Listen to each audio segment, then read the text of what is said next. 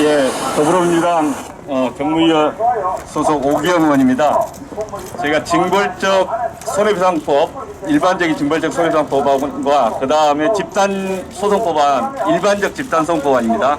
모두 9월달에 대표 발의했습니다. 지금 현재 정부에서 준비하고 있는 안보다는 저희 안이 좀 더 개혁적일 겁니다. 정부안 오든 안 오든 간에 국회에 처리할 수 있습니다. 그리고 징벌적 손해배상 법안에 대해서는 박주민 의원이 또 별도로 발의를 하셨습니다. 약간 내용의 차이가 있지만 일반적 징벌적 손해배상 법안입니다. 또 하나는 집단적 소송법원인데 백혜련 의원이 20대 때 법안을 좀 더 약간 수정해서 발의를 했습니다. 그래서 현재 21대 국회에서 징벌적 손해배상 법안 2개, 집단소송 법안 2개 이렇게 상정이 되어 있고 정부가 발의되면 그 법안이 함께 검토되고 논의돼야 될 거라고 생각합니다. 저희가 준비한 집단소송 법안 안에가 증거개시제도, 지금 여기 소비자단체들 대표들께서 말씀하시는 증거개시제도가 집단소송 법안의 일부 내용으로 포함이 되어 있습니다. 그래서 사실상 소비자 3법이 이미 법안으로 발의되어 있다 이런 말씀을 좀 드립니다. 저는 이제 법안의 필요성에 대해서 가습기 살균제 사건을 보면서 많은 반성을 했습니다. 기업들이 스스로 제품을 만들면 그로 인해서 얼마나 많은 사람들이 영향을 받게 됩니까? 그러나 잘못된 제품을 받게 되면은 1000여 명 이상이 다치고 죽고 그것에 대해서 아무도 제대로 배상을 못했습니다. 국가가 정부가 나서서 기업들에게 요구하고 또 어떤 기금을 조성해서 한다고 했지만 여전히 부족했습니다. 우리 제도적 맹점이라고 생각합니다. 이제는 만들어야 될 때가 됐다고 생각합니다. 최근에 DLF 사태 그리고 옵티머스 라인 펀드 사건을 보면서 그분들의 여러 가지의 투자자에 대한 보호 문제가 제도적으로 이야기되지만 결국에는 집단소송을 통해서 풀을 때 다시 그런 불안정 판매가 금지될 수 있다고 생각합니다. 공정거래위원회 또는 금융감독원의 인력을 10명, 100명 붙여주는 게 중요한 게 아니라 그런 행동이 발생하게 되면은 그 행동에 가담했던 은행들, 대기업들이 자기의 재산으로 책임질 수밖에 없다. 그리고 그 재산을 그 DLF 판매, 사모펀드 판매에 관여했던, 지도했던 또는 그것을 진두지휘했던 임원들이 주주대표 소송을 통해서 자기 전 재산으로 혼이 나봐야 그런 행동을 안 한다. 그런 의미에서 징벌적 손해배상비도 집단소송제도가 중요하다고 생각합니다. 저희가 이 제도를 고민하면서 여러 가지 설계를 할 때 고민을 한 지점들이 이거 다음과 같습니다. 사회적으로 큰 불법행위에 대해서는 그로 인해서 얻게 되는 이득보다는 그로 인해서 부담하는 비용이 더 많아야 된다. 그래야 다시는 그런 나쁜 행동을 안 한다. 그게 법과 제도의 목적 아니겠습니까? 징벌적 배상이라고 하는 것은 악의적 불법행위를 하면 그로 인해서 얻게 되는 기업의 모든 이익을 박탈하겠다라는 게 징벌적 손해배상제도의 본령입니다. 그래서 제가 발의한 법안에는 3배 이상의 정보배상 금액의 3배 또는 그 기업이 얻은 이득 전부 중에서 큰 금액을 모두 배상하는 내용으로 만들어져 있습니다. 정부 법안이 5배, 또 어떤 부분 3배 이러되는데 저는 그게 초점이 아니라 기업이 불법행위로 해서 악의적 불법행위로 해서 얻게 되는 이득을 전부 토해내는 게 징벌배상의 본령이다 이렇게 주장을 합니다. 두 번째는 다양한 소송 과정 속에서 혼자 하기 힘드니까 포기한다. 그러니까 내가 손해배상 안 당할 가능성이 크다.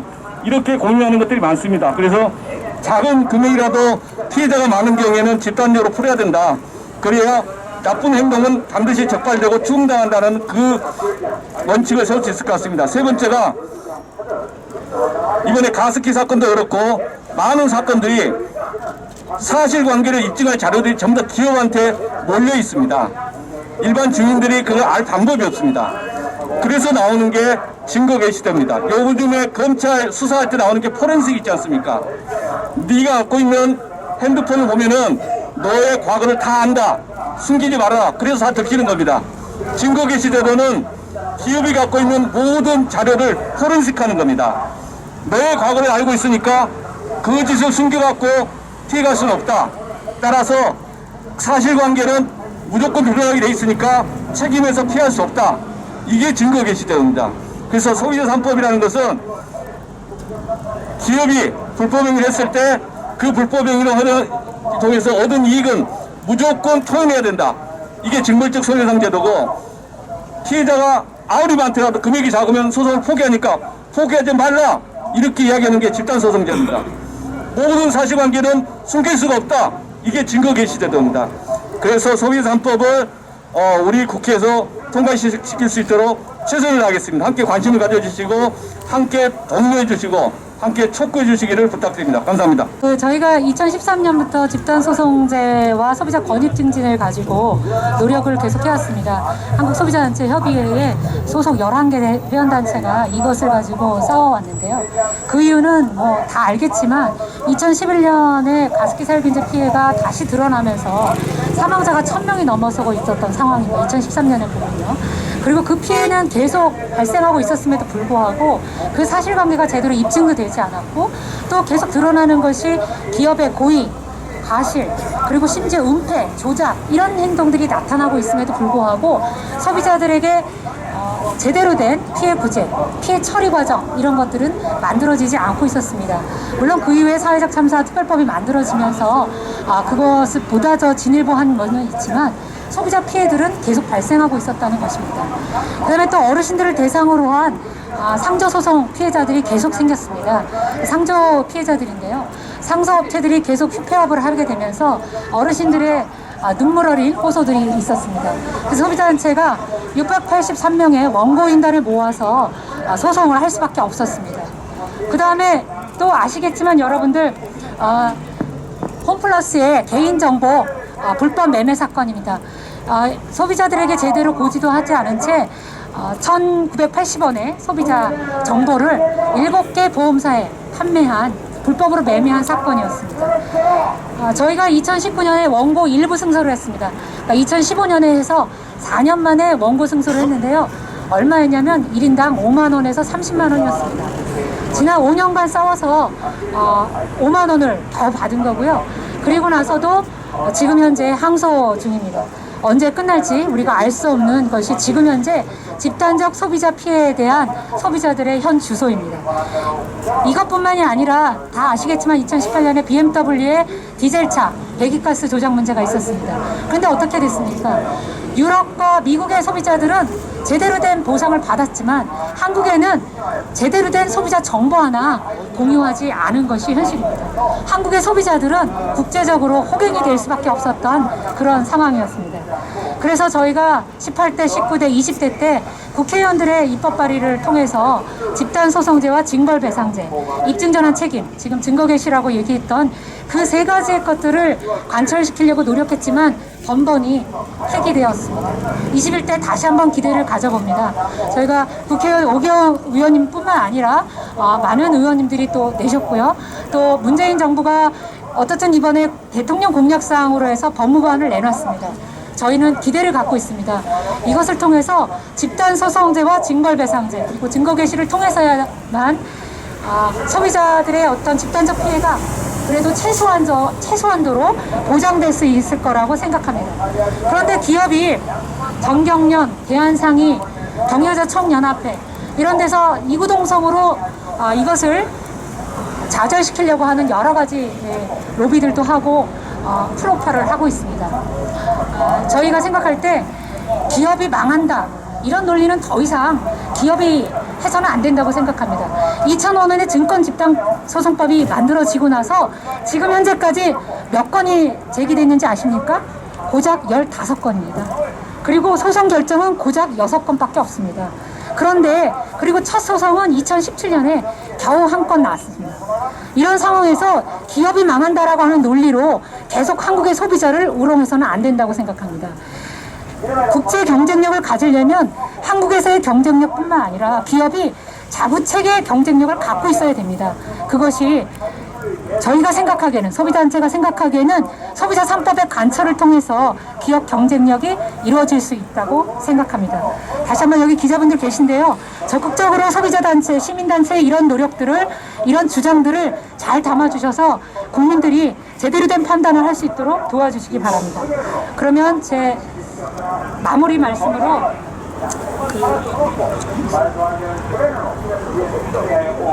세 가지 정도 외치겠습니다. 끝에 마지막 해주시면 되겠습니다.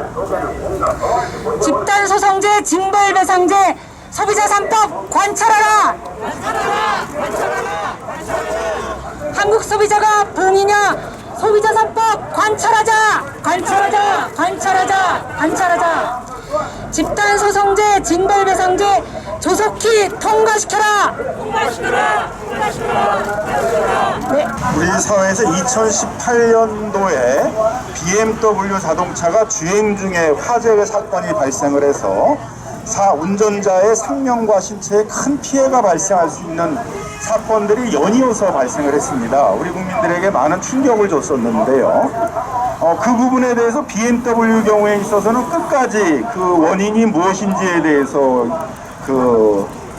조사를 하고 조사한 결과를 발표하지 않았고, 결국 국토교통부에서 조사를 해서 결과를 발표하니까 그때서야 비로소 이제 리콜을 하고 하는 조치를 취했습니다. 하지만 BMW 같은 경우에 있어서는 그 전해에 미국에서는 100만 대에 대해서 리콜을 해줬고, 그해 초에 6월 달에는 영국에서 50만 대의 자동차에 대해서 리콜을 해줬습니다. 왜 BMW라는 이런 다국적 기업이 미국이나 영국과 달리 한국에서는 전혀 다른 태도를 취하냐 하면, 한국에서는 시간을 질질 끌다가 마지막에 손해배상을 해주나, 미리 문제가 뭐라고 얘기하고 손해배상을 해주나 별 차이가 없다는 것입니다. 하지만 영국이나 미국에서는 그렇게 했다가는 한 100배쯤의 징벌적 손해배상, 집단소송이 걸리기 때문에 그렇게 되기 전에 바로 자기들 스스로가 조사를 해가지고 바로 조치를 취해주는 그런 이제 그 태도를 보였다는 것입니다. 집단소송법, 징벌적 손해배상, 증거개시제도를 하자라는 것들은 기업들을 옥죄자는 것도 아니고, 기업들을 제재하자는 것들도 아니고, 기업들이 눈앞의 이익만을 위해서 그런 소비자들이라든가 환경 피해자 주민들이라든가 노동자들이라든가 이런 타인들이 손해를 입는 것들을 알면서도 무모하게 또는 고의적으로 그런 피해를 알면서도 제품들을 출시하고 불법 행위를 하는 것들을 미리 사전적으로 예방하자, 이런 데 초점이 있다는 것입니다. BMW 사건이 전형적으로 보여졌습니다. 우리 가습기 살균제 사건에 있어서도 아마 우리 사회에 집단소송법이나 징벌적 손해배상이 있었다면 아마 진작에 문제가 해결됐을 것입니다. 하지만은 옥시 같은 경우에 있어서는 사건이 계속 발생을 하고 옥시에 있어서 제품에 문제가 있다는 것들을 알면서도 자체 조사한 결과들을 공표를 하거나 그에 대해서 피해 보상을 해주는 그런 조치들을 취하지 않았습니다. 결과적으로 국가에서 그 물질이 무엇이고 그 물질이 신체에 어떤 피해를 주는지에 대한 조사 결과를 발표하니까 그 다음서부터 비로소 이제 소송들이 시작이 되게 됐고, 결국 10년이라는 지난 시간들을 끌면서도 문제가 해결되지 않고 있습니다.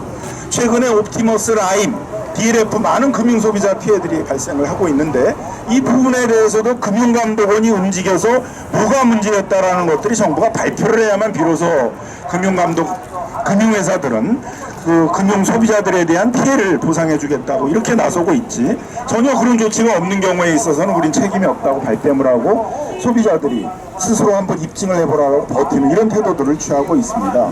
이런 집단소송법, 징벌적 손해배상, 증거 개시제도가 있는가 없는가가 우리 기업들이 소비자 피해에 대해서 어떤 태도를 보이느냐에 있어서 엄청난 차이를 주고 있다는 것입니다.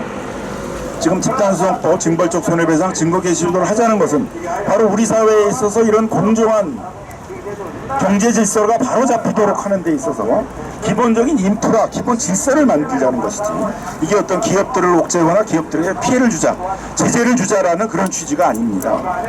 우리나라의 대기업들은 다른 나라에 가서는 이런 집단소송 징벌적 손해배상이 있다는 걸 전제로 해서 이미 제품을 만들거나 제품을 판매할 때 다 준비를 하면서도 유독 한국에 있어서만은 이런 제도가 만들어지는 거에 대해서 강한 반발하는 태도를 취하시는데, 이런 이중적인 태도들을 이제 바꿔야 될 때가 왔다라고 생각합니다.